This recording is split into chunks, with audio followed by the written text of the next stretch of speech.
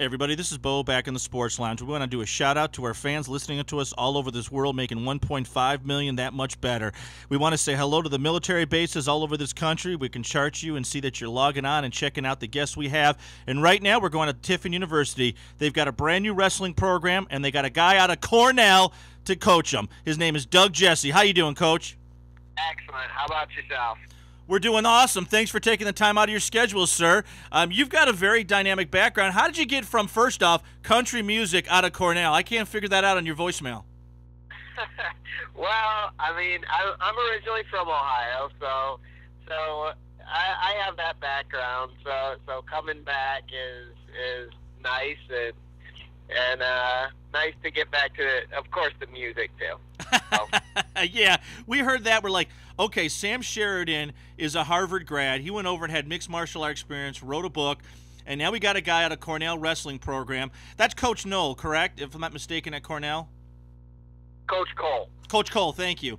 And how do you go from, like, I would think Lawrence Welk or something like that at Cornell in country music. So I think it goes hand in hand that, you know, the assumptions we make about programs are not always the best assumptions.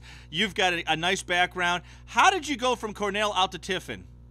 Well, actually, when I graduated from Cornell, because I graduated in '04, I came back for a year to Tiffin, to Heidelberg, and was an assistant there for a year. And for the past 4 years, I've been at Wagner College, which is in Staten Island, New York.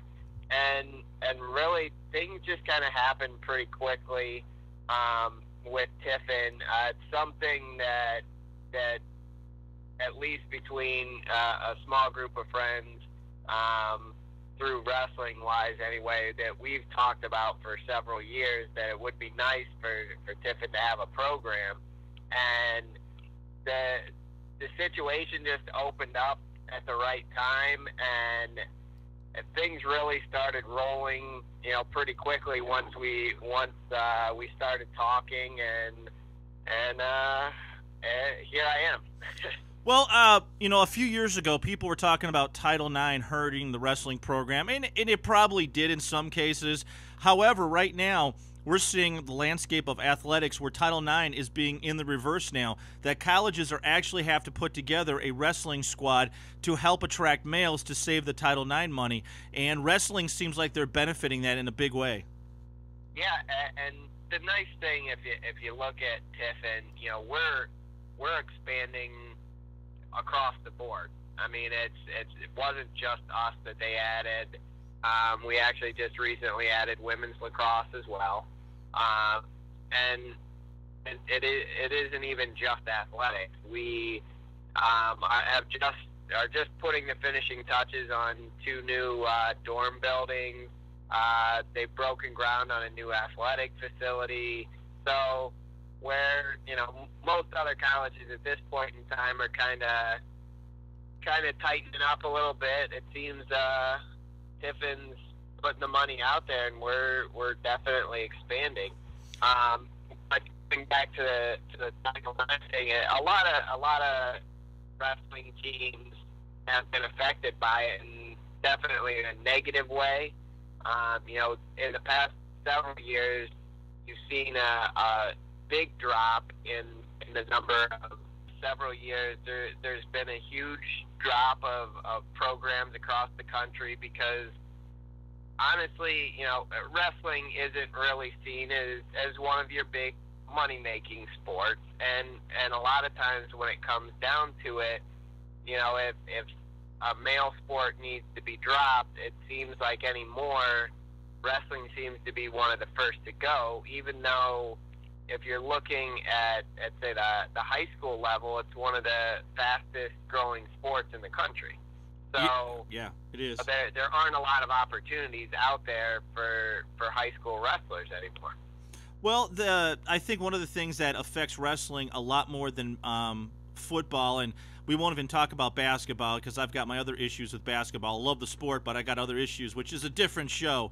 But when you have wrestlers, the coaches are so micromanaging the APR. to make sure that the grade point average falls in place. There's no drop off where a football team could lose 10, 15 guys and not really drastically affect the APR so they can take shots. Where in wrestling, you saw that with Coach Cole, you got to have guys that come right in, immediately contribute to the program, and help out with wins. It's kind of hard to go from 0 to 100 miles an hour as a freshman in a college wrestling program. And that's a lot of pressure on a kid, and that's a lot of pressure on coaches. Absolutely, absolutely, and that was part of the situation that I had up at Wagner was when we would get guys in, we really didn't have any scholarships to work with up there for being a Division I program, and it really was difficult, especially for an expensive school like it was, to keep guys around. And so we were, it seemed like constantly putting freshmen in right away, and it really is an adjustment from high school wrestling to college wrestling that in some cases these guys were basically just being thrown to the wolves. Well, yeah, absolutely.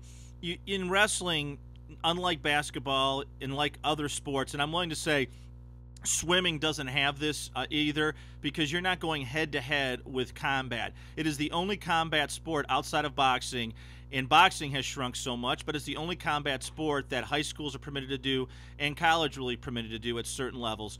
And for those freshmen to show up, if they're weak, if they're injured, if they have issues in the classroom that they're trying to reconcile, the wrestling mat is the greatest place in the world to either show your weakness or show your strengths. And for a lot of young freshmen, even if they're willing to contribute, there's a lot of weaknesses that are exploited on that mat as soon as that referee tells you to shake hands. Absolutely, and that's one of the things we took into consideration when adding the team here at Tiffin was that it was, first of all, we just announced the addition of the program on April 1st, and number one, it's obviously late anyway to kind of do some scheduling.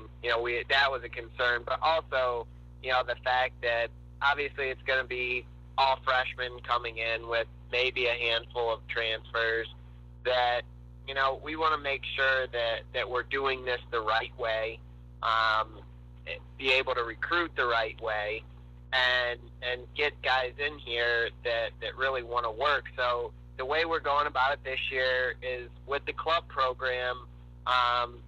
The main goal is to just get these guys as many matches as we possibly can, so that when we are Division II the following year, these guys are ready to go. Because this club year really doesn't affect their eligibility.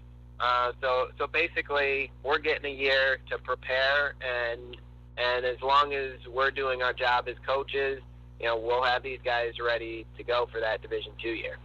Well, Tiffin is just pumped, like you said, tons of money. We've had a couple guys from the area go down there and talk about all the additions and changes and rebuilding of that program.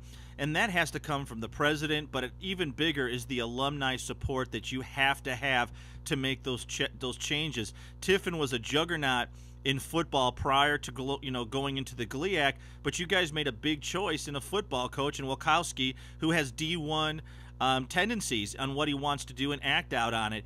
And the only thing the school could do is step up to the bat and build that sort of D1 image in all its programs. And it's affecting. People are talking about what's going on at Tiffin right now, and I'm sure you're hearing it in the little towns all over the place in Ohio. Absolutely, and that's I mean, honestly, that's one of the biggest draws I think at Tiffin is just that, at least from what I've seen, that